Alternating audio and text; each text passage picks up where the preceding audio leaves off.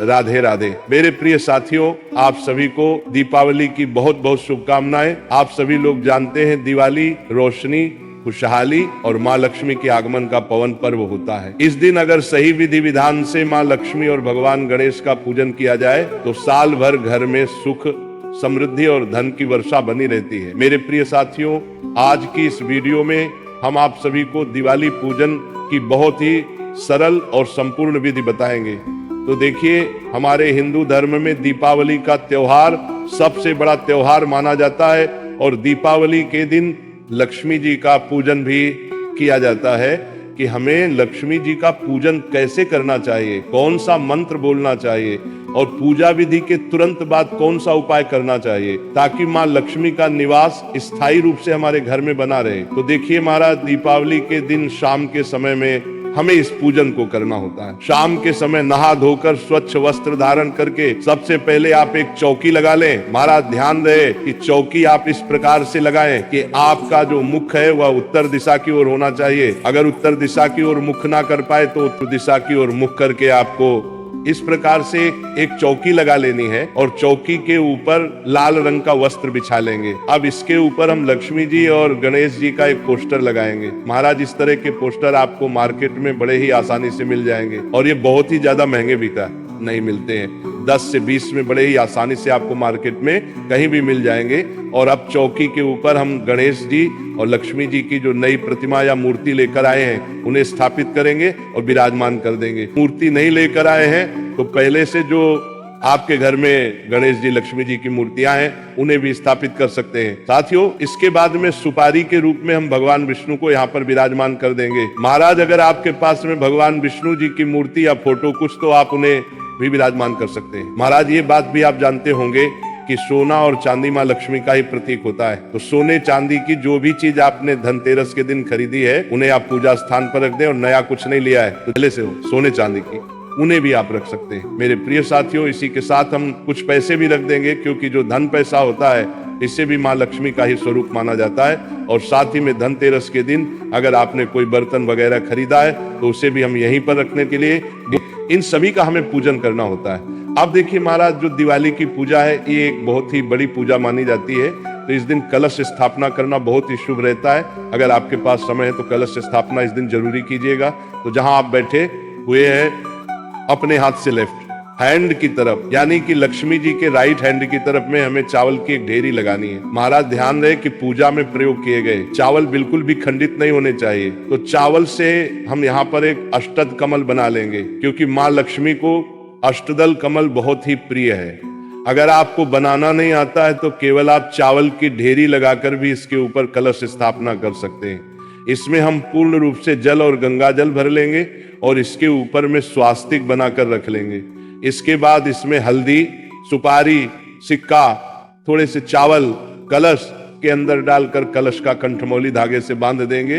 अब आम के पत्तों पर टीका लगाकर हम कलश को सजाएंगे। अगर आम के पत्ते ना मिले तो आप अशोक के पत्ते भी लगा सकते हैं। और अब हम इस कलश को अष्टद कमल के ऊपर स्थापित कर देंगे और एक चावलों से भरे हुए पूर्ण पात्र से हम कलश को ढक देंगे और एक नारियल को मौली धागे से बांध करके हम यहाँ पर रखेंगे। आप चाहे तो लाल रंग का कपड़ा भी लपेट सकते हैं। अब नारियल का मुख अपनी ओर रखते हुए हम कलश के ऊपर इस नारियल को रख देंगे और इस तरह से हमारे कलश की स्थापना हो जाएगी। अब हमें अखंड दीपक जलाना है तो इसके लिए हम यहाँ पर चावलों से स्वास्तिक बनाएंगे। और महाराज, आप स्वास्तिक बनाना ना चाहे तो आप थोड़े से चावलों की ढेरी लगाकर उसके ऊपर भी अखंड दीपक जला सकते हैं, जो कि माँ लक्ष्मी और भगवान विष्णु को अत्यंत ही प्रियगत घर है। और ये पाती अखंड दीपक देवी देवताओं को तुरंत ही प्रसन्न करता है। इस प्रकार से चावलों के ऊपर में एक बड़ा दिया जलाया जाता है। ये अखंड दीपक जो होता है ये दिवाली की पूरी रात जलता रहता है और इस दीपक में घी या सरसों का तेल भरा जाता है। तो इस प्रकार से हम दीपक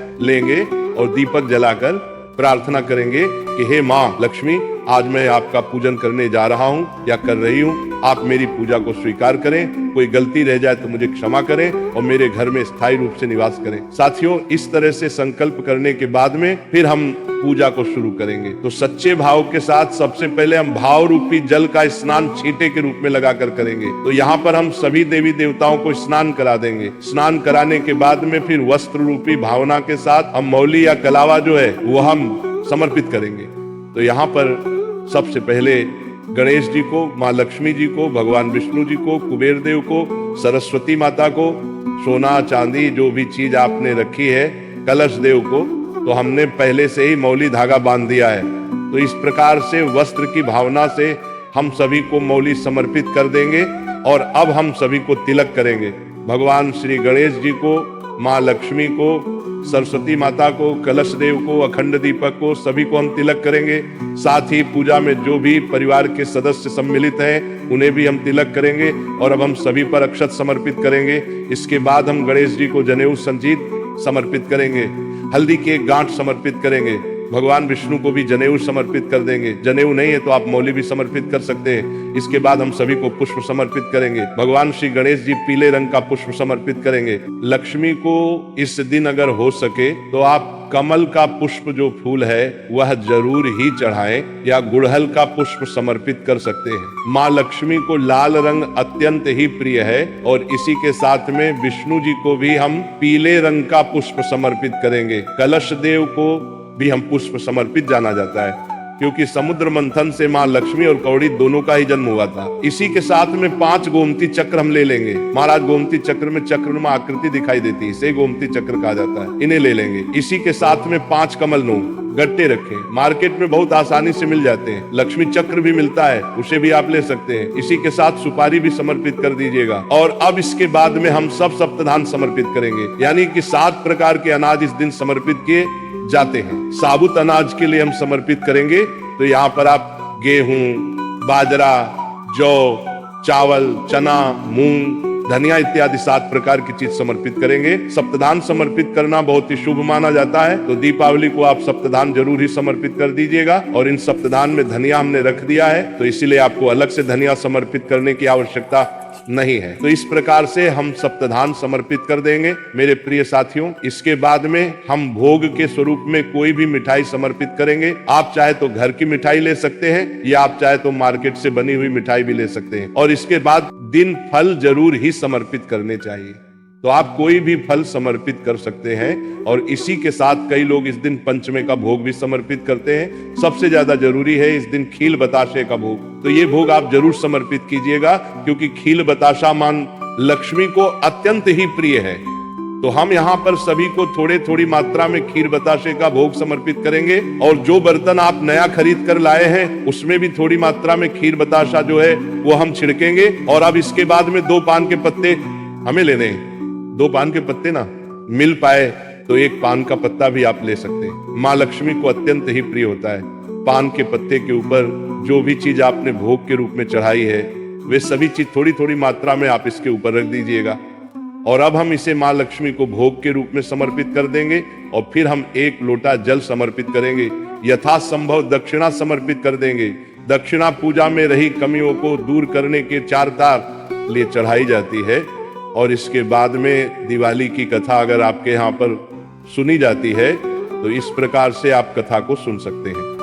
अगर आपने व्रत किया है तो भी आप कथा सुन सकते हैं, व्रत नहीं किया है तब भी कथा को सुन सकते हैं। अगर आप दीपावली की कथा सुनना चाहते हैं तो हाथ में थोड़े से खील बताशे से लेकर हम दिवाली की कथा सुन लेंगे। और अगर आप कथा नहीं सुनते हैं तो इस पाठ को स्किप कर दीजिएगा।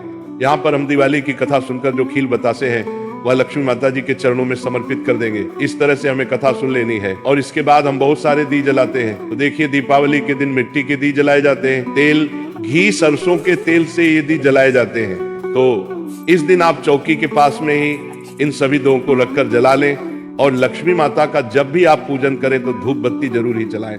लक्ष्मी माता को सुगंध अत्यंत ही प्रिय है तो धूप हम जरूर ही दिखाएंगे, फिर हम आरती करेंगे। तो देखिए हमारे यहाँ पर लक्ष्मी माता की, भगवान श्री गणेश जी की बड़ी ही धूमधाम के साथ आरती की जाती है। तो अखंड जो दीपक है उसे हमें नहीं उठाना है। इसके अलावा कोई एक छोटा दीपक आप जलाएं, उसे अच्छे से सजा लें। और इसके बाद सबसे पहले भगवान श्री गणेश जी की और उसके बाद माँ लक्ष्मी की आरती हम करेंगे। बड़ी ही प्रेम भाव के साथ आप इस आरती को पूर्ण कीजिएगा। और इसके बाद हाथ जोड़कर पूजा में रही कमियों के लिए माता रानी से क्षमा याचना करेंगे और अपने घर में लक्ष्मी जी को निवास करने के लिए प्रार्थना करेंगे, उनके आगमन के लिए स्वागत करेंगे। लक्ष्मी के बीज मंत्र का 108 बार जप भी कर सकते हैं। मंत्र है ओम ह्रीम श्री लक्ष्मी नमः। इस मंत्र का 108 बार जाप करें, या आप चाहे तो 5, 11 या 21 बार भी जप कर सकते हैं। और इसके बाद में खील यानी कि जैसे धान कहा जाता है, धान, इसे हम माँ लक्ष्मी के ऊपर वर्षा करते हुए दोनों हाथों से समर्पित करेंगे। महाराज परिवार के सभी सदस्य धान की वर्षा जरूर करें, और इस प्रकार से धन वर्षा के बाद में हमारी जो पूजा है वह संपूर्ण मानी जाती है। तो हमारी पूजा पूर्ण हो गई है, और अब इसके बाद में हम लक्ष्मी पोटली बनाएंगे। देखिए बाद में पूजा के बाद, इसके बाद साथियों जब भी आपको समय मिल जाए, आप चाहे तो पूजा के तुरंत बाद भी बना सकते हैं, या आधा घंटा 1-1.5 घंटा जब भी आप फ्री हो जाए, रिलैक्स हो जाए, उसके बाद में आप इस लक्ष्मी पोटली को जरूर ही बनाइएगा। इसे बनाने के लिए सबसे पहले आप चाहे तो कोई एक लाल रंग का कपड़ा ले लीजिए, या फिर आप कोई पोटली ले लीजिए। तो हम लाल रंग का कपड़ा लेंगे, और इसके ऊपर हमने जो जो भी माता लक्ष्मी जी को समर्पित किया है वो आपको इसके ऊपर रखना है। जैसे कि 5 गोमती चक्र, 5 कौड़िया, 5 कमलगट्टे। आप चाहे तो दूध की संख्या में भी ले सकते हैं। सुपारी रख लीजिएगा, और हल्दी की गांठ भी यहाँ पर रखना है, और इस तरीके से। और यहाँ पर हमने जो चांदी का सिक्का लिया था वह भी रख लें। आप चाहे तो चांदी का सिक्का अगर आपने नहीं लिया है तो इसके जगह पर आप 1 का सिक्का भी रख सकते हैं। और अब लक्ष्मी प्राप्ति का बीज मंत्र बोलते हुए हम इसकी गांठ बांधेंगे। ओम ह्रीम श्रीम लक्ष्मी नमः। इस मंत्र को बोलते हुए गांठ बांधकर इस पोटली को ले जाकर आपके धन वाले स्थान पर, जहां आपकी तिजोरी है, पैसा रुपया गहना जहां भी आप रखते हैं पूरे साल के लिए, इस पोटली को ले जाकर वहां पर रख दीजिएगा। और अगले साल इनमें से जो चीज खराब हो गई है उनका विसर्जन करके आप फिर से इन सामग्री को प्रयोग में ले सकते हैं। तो इस प्रकार से हमारा जो लक्ष्मी पूजन है वह संपन्न होता है।